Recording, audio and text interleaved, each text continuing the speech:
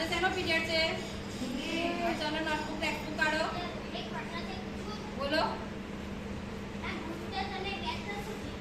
બહુ સરસ પ્રશ્ન કર્યો ભાઈ. ગુડ ટચ અને બેડ ટચ. ચલો આપણે આજે એની ચર્ચા કરીએ. તને આ પ્રશ્ન ક્યાંથી થયો? બીજા કોઈને ખબર છે આના વિશે?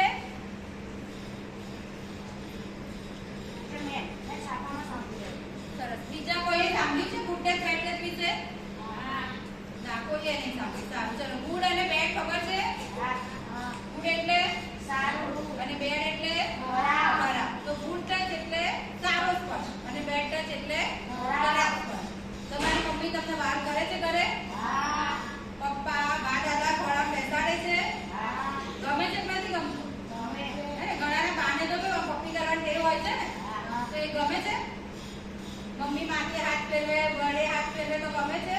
હા, તો એને શું કહેવાય? ગુડ ટચ એટલે સારો સ્પર્શ. પણ આપણને અમુક વાર ખબર છે કે ગયા હોઈએ ને ગમે તેનો ભૂલથી હાથ અડી જાય તો ગમે છે? અમુક વાર કેવું થાય? મનમાં ગુસ્સો આવી જાય એના પર, એવું થાય છે ને? ભીડમાં ગયા હોય તો અમુક લોકો હાથે રહીને ગમે ત્યાં ટચ કરે આપણને, તો આપણને મનમાં કેવું થાય? કેવું થાય? એક ઝાપટ મારવાનું મન થાય, ગુસ્સો આવે, બધું શું કહેવાય? Bed touch. કોઈ પણ વ્યક્તિ આપણને ટચ કરે ને આપણને ના ગમે, એ આપણું નજીકનું હોય કે દૂરનું હોય, તો એને કેવો ટચ કહેવાય? Bed touch. એ આપણને ગમે ત્યાં ટચ કરે, માથે હાથ ફેરવે, વાયડે હાથ ફેરવે, આપણો હાથ પકડે તોય નથી ગમતું અમુક વાર આપણને. તમારે થયું છે એવું કોઈને? સરસ. કોઈને નથી થયું તો સારું કહેવાય. પણ એવું થાય તો આપણને ગમે નહીં. તમે જો અચાનક ત્યાં કોઈ વાર બસમાં ચડતા ઉતરતા હો કે એવી કોઈ જગ્યાએ ખડાની ટેવ હોય એ ગમે ત્યાં તમારા જે પ્રાઇવેટ પાર્ટ હોય એને ટચ કરે. એવું જોયું છે? થયું છે કોઈની જોડે? સાંભળ્યું છે એવું? પ્રાઇવેટ પાર્ટ એટલે શું એ ખબર છે? હવે નથી ખબર? ઓકે. તમારા શરીરના એવા ભાગો કે જે આપણે છુપાઈને રાખતા હોય. ચલો હું તમને એનું ગીત ગવડાવું એટલે તમને પ્રાઇવેટ પાર્ટની ખબર પડી જાય. ઊભા થઈ જાઓ. તમારે એક્શન કરવાની છે ને?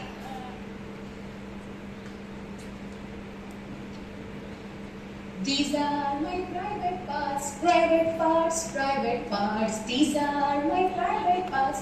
Nobody should see them, nobody should touch them, nobody should feel them. If you touch my private parts, private parts, private parts. If you touch my private parts, I will tell my mommy, I will tell my daddy, I will tell my teacher, 'cause these are my private parts, private parts, private parts. These are my private parts. Nobody should see them, nobody should touch them, nobody should feel them. This is my body and I have boundary. શરીરના આપણા ગુપ્ત ભાગ આપણે એને બતાવીએ છીએ બધાને, ઢાંકીને રાખીએ છીએ ને, તો એવા ભાગ પર બી કોઈ સ્પર્શ કરે તો પણ એને શું કહેવાય? Bed touch. કોઈ ખરાબ ઈશારા કરે, ગંદા ઈશારા કરે, બધું જ બેડ ટચમાં આવે. પડી ખબર હવે ગુડ ટચ બેડ ટચ વિશે? છે કોઈને કોઈ ક્વેશ્ચન? બોલો. બેડ ટચ થાય તો શું કરવું? બહુ સરસ ક્વેશ્ચન કર્યો. જો આવું બેડ ટચ થાય ને તો સૌથી પહેલા તમને એવું ફીલ થાય કે આ મને પડે છે, મને સહેજ બી ગમતું નથી, તો તરત એને ધક્કો મારીને દૂર ભાગી જવાનું. ભલે આપણી નજીકની વ્યક્તિ હોય કે દૂરની વ્યક્તિ હોય, એવું નહીં વિચારવાનું કે આ તો મારો ઓળખીતા છે, આ મારા ઉપર આવે. આપણે ધક્કો મારીને શું કરી દેવાનું? એનાથી દૂર જતું રહેવાનું અને તે જગ્યા છોડી દેવાની. અને પહેલા તો ઘરે જઈ અને મમ્મી પપ્પાને એની જાણ કરવાની. જો તમને સ્કૂલે આવતા એવું થાય તો તમારા શિક્ષકને, સ્કૂલમાં કોઈ પણ શિક્ષકને એની જાણ કરવાની. બોલો. હવે કોઈને કોઈ પ્રશ્ન? કોઈને નહીં? ચલો હવે આપણે ભણીશું.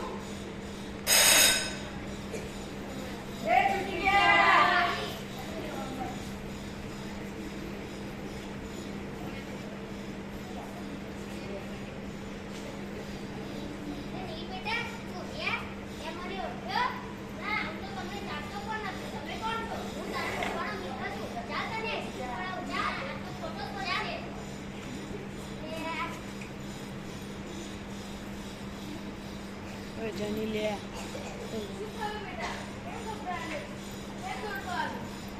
આવતા એક વ્યક્તિ મને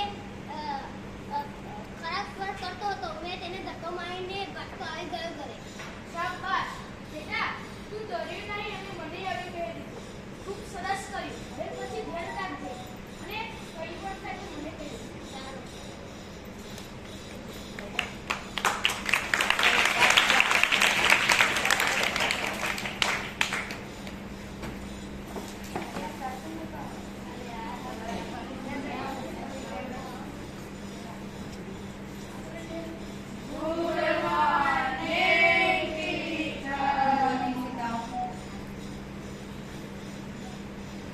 ચલો આપણે આપણું ભણવાનું ચાલુ કરીશું. હા બોલો. તમે કાલે તમે જે ગુંડ અને વેટર જે શીખવાડ્યું હતું ને તે તમે સારું કર્યું. હું રસ્તામાં ઘરે જતો હતો ત્યારે એક વ્યક્તિ અજાણી વ્યક્તિ આવીને મને ખોટો સ્પર્શ કરતો હતો. તો મેં તેને ધક્કો મારીને ઘરે પપ્પાને કહી દીધું. બહુ સરસ કર્યું છે. ભાઈ કોઈ જો તમને આવી રીતે હેરાન કરે તો તમારે તરત ઘરે જાણ કરવાની. ટીચર, બોલો. જો કોઈ વ્યક્તિ આપણને પ્રેક્ટિસ કરે એવા વ્યક્તિને કોઈ સજા થાય ખરી? હા ચોક્કસ સજા થાય, પણ આપણો પીરિયડ પતી ગયો છે. હમણાં જે ટીચર આવે ને એને તમે પૂછો એ તમને સમજાવશે.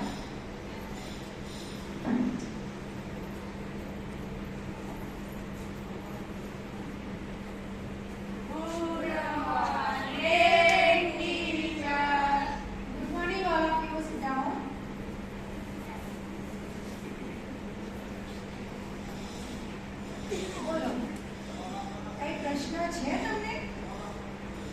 આ બોર્ડ પર ગુડ ટચ બેડ ટચ લખ્યું છે, આના વિશેનો કોઈ પ્રશ્ન છે તમને? હા, બોલો જેની. જ્યારે બીજા ટીચરનો પીરિયડ હતો ત્યારે મેં તેમને પૂછ્યું હતું કે બ્લેક ટચ કરે તેવા વ્યક્તિને કોઈ સજા થાય ખરી? ત્યારે પીરિયડ બંધ નહીં ગયો અને તમે આવ્યા એટલે મેં તમને પૂછ્યું. Very good. તો તમને ગુડ ટચ અને બેડ ટચ વિશે આગળના ટીચરે તમને સારી એવી સમજ આપી અને આ સમજ તમને સ્કૂલ લેવલેથી તમારા માતા-પિતાને સૌથી પહેલા તો તમારા માતા-પિતાને જાણ કરવાની, ત્યારબાદ તમે ટીચરનો પણ સંપર્ક કરી શકો. તમારો પ્રશ્ન હતો કે આ જે ગુનો છે એ ગુનાનો કોઈ સજા છે? હા છે. એને કહેવાય છે પોક્સો.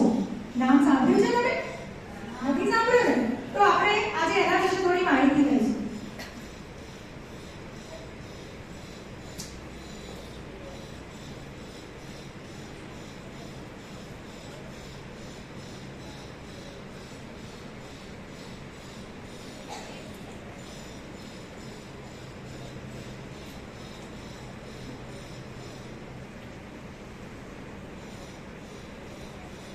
તો 18 વર્ષથી નીચેના જે બાળકો છે અને એમને કોઈ શારીરિક રીતે આવા અડપલા કરે તો સરકાર એની જોગવાઈ કરી છે જેનું નામ છે પોક્સો એક્ટ અને એનું ફૂલ ફોર્મ થાય છે અહીંયા પહેલો છે પી.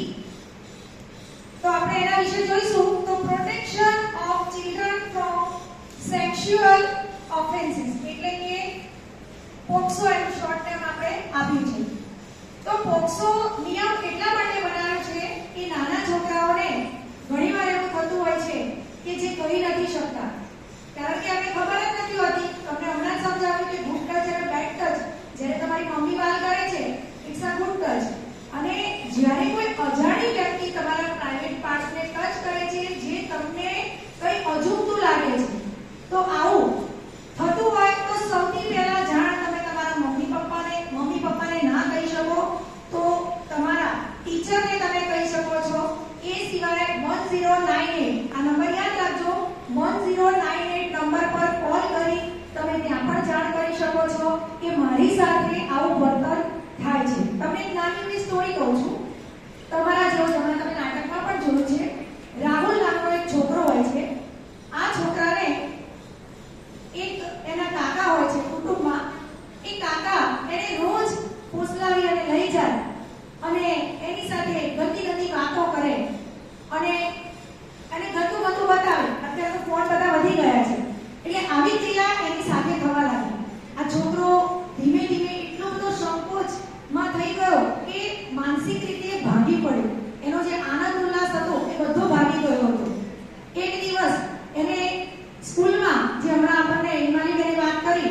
ટીચરે એમને સમજાવ્યું હતું કે ગુડ ટચ અને બેડ ટચ કોને કહેવાય. એને તરત યાદ આવ્યું, એને હિંમત કરી અને એ કાકા જે એની સાથે વર્તન કરતા હતા એ સૌથી પહેલા એના માતા પિતાને જાણ કરી. ત્યારબાદ એના માતા પિતા શિક્ષકની સાથે શાળામાં આવ્યા અને વાત કરી કે મારા પુત્ર સાથે આવું થઈ રહ્યું છે. ત્યારે એ ટીચરે એમને સમજાવ્યું કે પોક્સો એક્ટ હેઠળ એને સજા થઈ શકે છે અને એ સજામાં એને 3 થી 5 વર્ષની જેલ પણ થઈ શકે છે. સાથે સાથે એને રોકડ રકમ પણ જમા કરાવવી પડે છે. તો આ જોગવાઈ સરકારે કરેલી છે.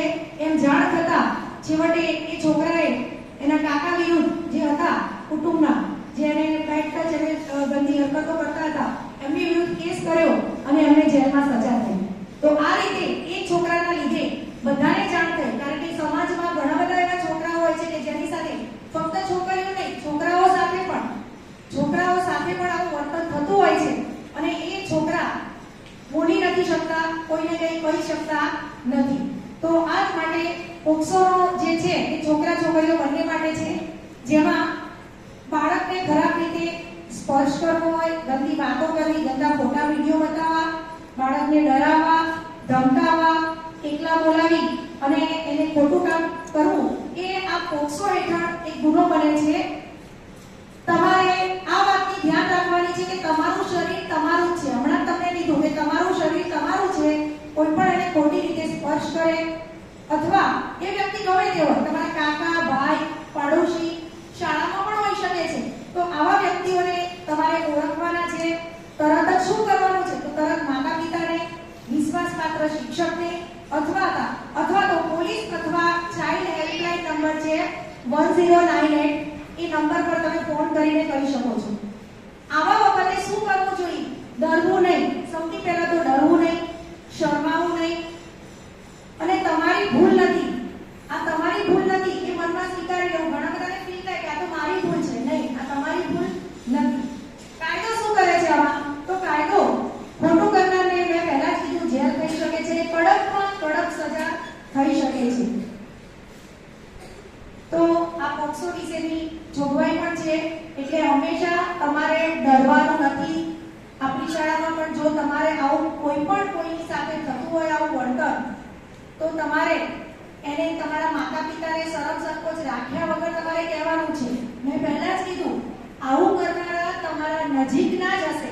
તમારા કાકા હોઈ શકે છે, મામા હોઈ શકે છે, કુટુંબના ભાઈ હોઈ શકે છે, કોઈ જાણીતી વ્યક્તિ હોઈ શકે છે કે જે તમને ગમતું નથી અને તમને એ વસ્તુ કરે છે, તમને ટચ કરે છે ખરાબ રીતે, તમને કોઈ ગંદી ફોટો બતાવે છે, કોઈ ગંદો વિડીયો બતાવે છે, અથવા તો તમને કંઈ પણ અજુગતું લાગે છે, તો તમારે તરત જ તમારા શિક્ષકને જાણ કરવાની. અને જેની મેં કહ્યું એ પ્રમાણે પોક્સો એક્ટમાં પોલીસની સાથે આપણે કયો નંબર છે કે જેને આપણે આપણી સુરક્ષા માટે કહી શકીએ છીએ? 1098. Very good. 1098 નંબર પર તમે જાણ કરી શકો છો. બરાબર? તો આટલું તમારા માટે જાણવું ઇનફ છે. બીજું કંઈ હોય તો આપણે કહીશું કે આ તમારા માટે અને ખાસ તમારા માટેનો જ આ એક્ટ, આ ગુનો છે પોક્સો, એ તમારા માટે જ બનાવેલું છે. સરકારે જોગવાઈ કરી છે કે